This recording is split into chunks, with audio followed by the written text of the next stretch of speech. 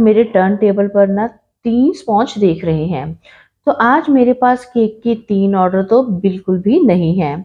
आज मुझे सिर्फ़ एक ही केक बनाना है और ये तीनों स्पॉन्ज मैंने अपने एक ही 3 टियर्ड केक के लिए बेक किए हैं। हेलो एवरीवन, आप सभी का बहुत-बहुत स्वागत है आपके अपने ही चैनल में।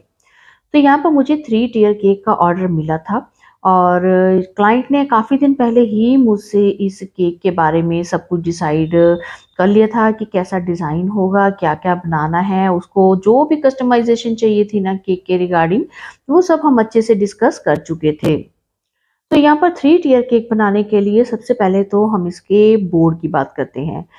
आप चाहे तो यहाँ पर आप ड्रम बोर्ड का भी यूज़ कर सकते हैं, बट मैंने ड्रम बोर्ड का यूज़ नहीं किया।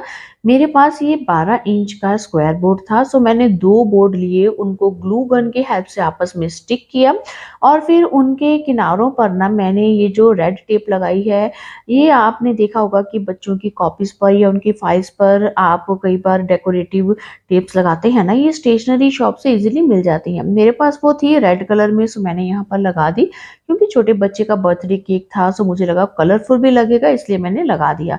आप चाहें तो स्किप भी कर सकते हैं। अब यहाँ पर आगे देखिए सबसे पहले जो केक के हम स्पॉन्ज की बात करते हैं।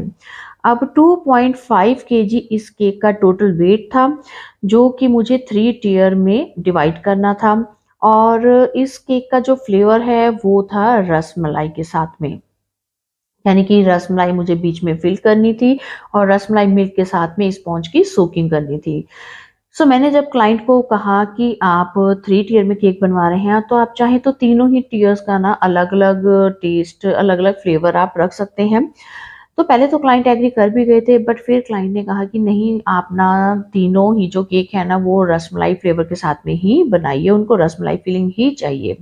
तो ये हमारा डिसाइड हो गया था कि केक 3 टियर में बनेगा और उसका जो फ्लेवर है वो रसमलाई रहेगा। तो जो मैंने अब इस केक की डिवीज़न की है, इसके टियर्स को मैंने कैसे अरेंज किया वो मैं आपको बताती हूँ। यहाँ पर मैंने 3 स्पॉन्ज बेक किए हैं। जो सबसे नीचे बॉटम वाला मेरा केक है, उसको मैंने 8 इंच के टिन में बेक किया है और इसमें मैंने जो स्पॉन्ज बनाया है वो 1.5 केजी वेट का केक बनाने के लिए मैंने बेक किया है। सो अगर 1.5 किलो हमारे इस केक का वेट है टोटल, तो जो स्पॉन्ज है वो मेरा 750 ग्राम वेट का मैंने बनाकर रेडी किया और फिर उसको मैंने 3 लेयर्स में डिवाइड कर लिया था। और यहाँ पर जो मैंने प्रीमिक्स यूज़ किया है वो था 450 ग्राम। यानी कि अगर मैं 1 केजी केक के लिए 300 ग्राम प्रीमिक्स लेती हूँ और हाफ केजी के लिए मैं लेती हूँ 150 ग्राम, तो टोटल 1.5 केजी केक बनाने के लिए मैंने 450 ग्राम प्रीमिक्स का यूज़ किया।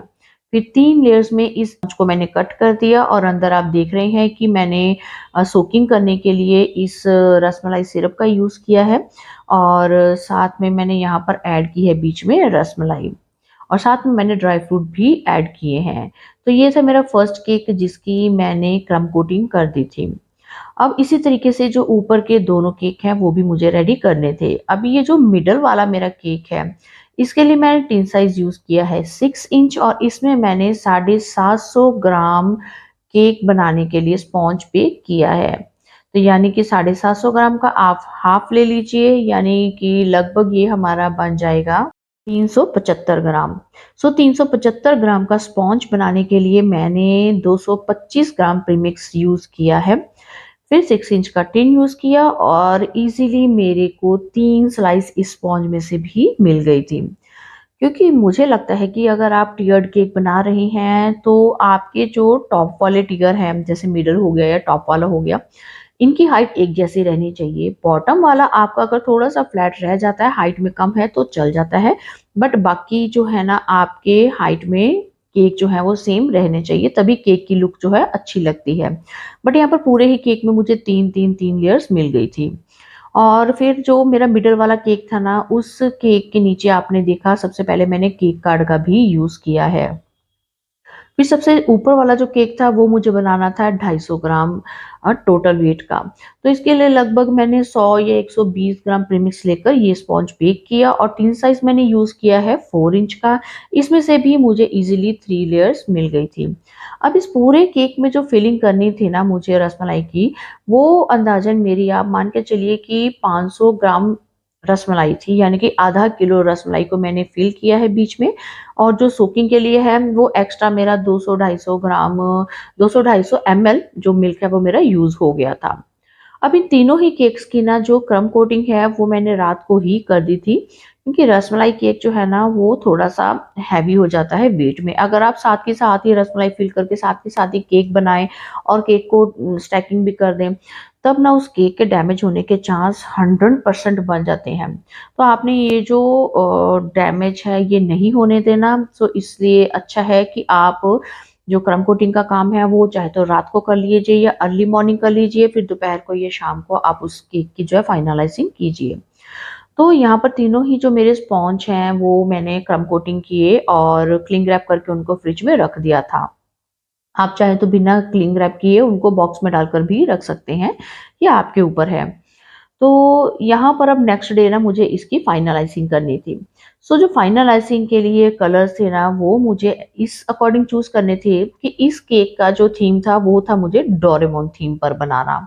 सो उसके लिए यहाँ पर मैंने blue and white colour choose किए थे इस केक की आइसिंग करने के लिए। तो यहाँ पर सबसे जो नीचे वाला मेरा केक था उसको मैंने ice blue jail colour add किया क्रीम में और फिर उस कलर के साथ में मैंने पूरा ही केक कवर कर दिया था और इसकी फाइनलाइज़िंग को कंप्लीट किया, इसको वापस फिर फ्रिज में रख दिया और यहाँ पर आपने देखा कि मैंने साथ के साथ डावर्स भी इंसर्ट किए हैं। अब जो टॉप वाला मेरा केक था, उसकी भी फाइनलाइज़िंग ना मुझे सेम कलर के साथ में ही करनी थी, सो इसलिए मैंने बॉटम और टॉप वाला केक जो है, इन दोनों की आइसिंग का काम पहले कर दिया, क्योंकि मैंने एक ही बार ब्लू कलर में क्रीम रेडी की और फिर साथ के साथ दोनों केक्स की ना मैंने जो फाइनलाइज़िंग थी, वो एक ही बार में कंप्लीट कर दी। और जो मिडल वाला मेरा केक था ना, उसको मैंने इस बार बिल्कुल without any colour white cream में बनाया। क्योंकि इस बार मैं चाहती थी कुछ कंट्रास्ट जो है ना वो हट के हो मेरा। सो इसलिए 2 जो केक थे मैंने ब्लू कलर में आइसिंग की और एक केक को मैंने सिंपल व्हाइट क्रीम के साथ में आइसिंग करके कंप्लीट किया था।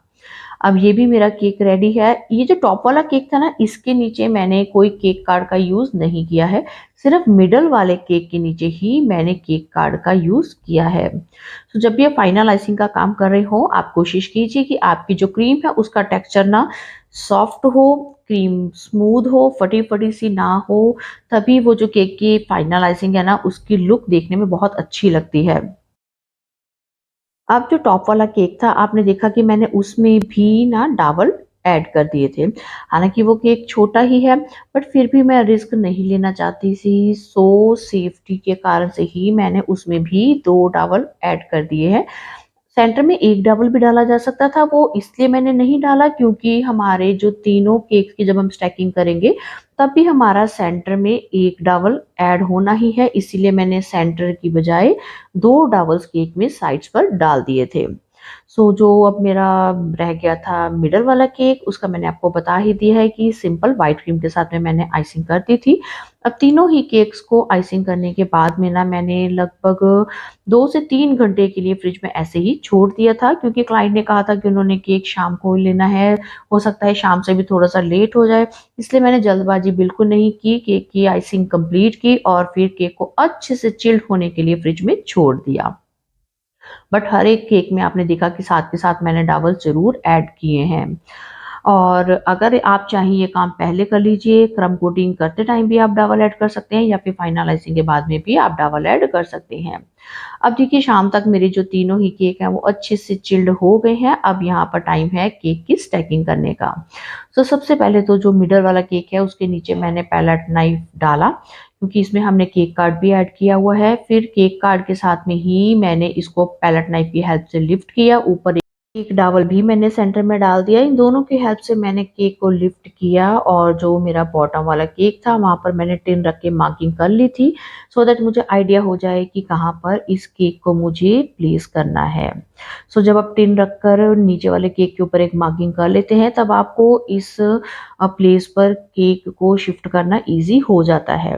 अब इसी तरीके से मैंने जो मेरा टॉप वाला केक था, उसको भी पैलेट नाइफ़ की हेल्प से मैंने लिफ्ट किया, ऊपर एक डॉवल डाला सेंटर में और इन दोनों के साथ में उठाकर मैंने केक को टॉप वाले प्लेस पर शिफ्ट कर दिया। तो ये था इस केक की स्टैकिंग का काम। जब भी आपको ऐसा स्टैकिंग का काम करना हो, आराम से इत्मीनान से टाइम लेते हुए कीजिए, कोई भी जल्दबाजी या हड़बड़ी मत कीजिए, क्योंकि यहीं पर आपकी सारी मेहनत जो है ना वो डिपेंड करती है।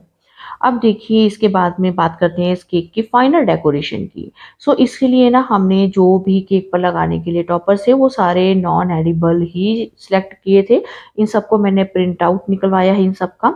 इनकी जो फ़ोटोज़ हैं वो मैंने पिंटरेस्ट से सेलेक्ट कर ली थी। फिर उनका मैंने प्रिंट आउट निकलवा लिया और फिर जैसे-जैसे जो-जो फ़ोटोज़ को मैंने माइंड में सोचा हुआ था कि ये फ़ोटोज़ मुझे इस जगह पर लगानी है, वो सब मैंने बीच में ऐड की।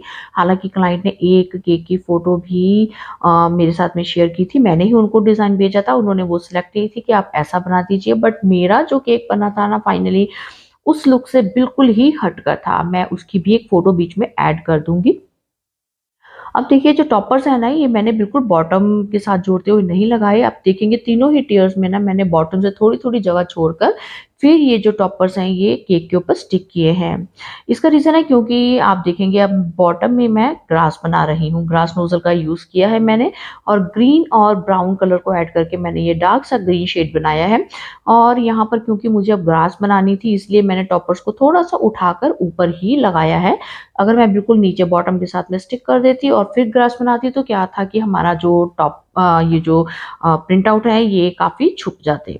और उसके बाद में केक की और डेकोरेशन करने के लिए मैंने कुछ यहाँ पर फॉन्डेंट के स्टार्स लगा दिए हैं, कुछ मैंने फॉक्स बॉल्स ऐड की हैं, कुछ स्प्रिंकल्स ऐड किए हैं। बस अपने अकॉर्डिंग ही इस केक को मैंने डिसाइड किया है। इस केक की जो डेकोरेशन है वो पूरी मेरे हाथ में थी। क्लाइंट ने कहा कि बस आप अपना दी बेस्ट दीजिए इस केक के लिए क्योंकि उनके बेटे का फर्स्ट बर्थडे सेलिब्रेशन था, सो बस उसी के अकॉर्डिंग ही मैं यहाँ पर इस केक की डेकोरेशन कर रही थी। अब टॉप पर ना मैंने एक डोरेमोन का टॉय भी लगा दिया है। इसके बैक साइड पर मैंने एक बड़ा-सा स्क्रूअर ऐड किया है। उसको पीछे सेलो टेप से स्टिक कर दिया और फिर उसको टॉप पर मैंने प्लेस कर दिया था। और बाकी केक की डेकोरेशन आप जैसे चाहें अपने स्टाइल में काम को बढ़िया दिखाने के लिए आप अच्छी से अच्छी डेकोरेशन कर सकते हैं। तो बस आज की इस केक की डेकोरेशन ये थी जो कि मैंने आपके साथ में शेयर की है। आई होप कि 3 टियर केक को लेकर आपके माइंड में कुछ जो भी डाउट्स होंगे वो इस वीडियो को देखकर ज़रूर क्लियर हुए होंगे। अगर फिर भी आपकी कोई क्वेरी है तो आप मुझसे बेझिझक पूछ सकते हैं। केक आपको देखने में कैसा लगा? वीडियो हेल्पफुल लगी हो तो इसको सेव कर लीजिए। केक देखने में आपको पसंद आया है, वीडियो अच्छी लगी है तो अपने कमेंट्स भी मेरे साथ ज़रूर शेयर कीजिएगा। सो दैट मेरी भी आपके साथ में कनेक्टिविटी बनी रहे और मैं और भी अच्छी-अच्छी वीडियो जो हैं वो आपके लिए फ्यूचर में लेकर आती रहूँ। तो अगर आपने इस चैनल को सब्सक्राइब नहीं किया है और पहली बार ही इस चैनल पर विज़िट कर रहे हैं तो आपसे रिक्वेस्ट है कि चैनल को लाइक, सब्सक्राइब और शेयर ज़रूर कर दीजिएगा और नोटिफ़िकेशन का बेल बटन प्रेस करना तो बिल्कुल भी मत भूलिएगा। तो आज के लिए बस इतना ही। अब आपसे मुलाकात होगी एक और केक डेकोरेशन की वीडियो में। Till then, bye bye and thanks for watching.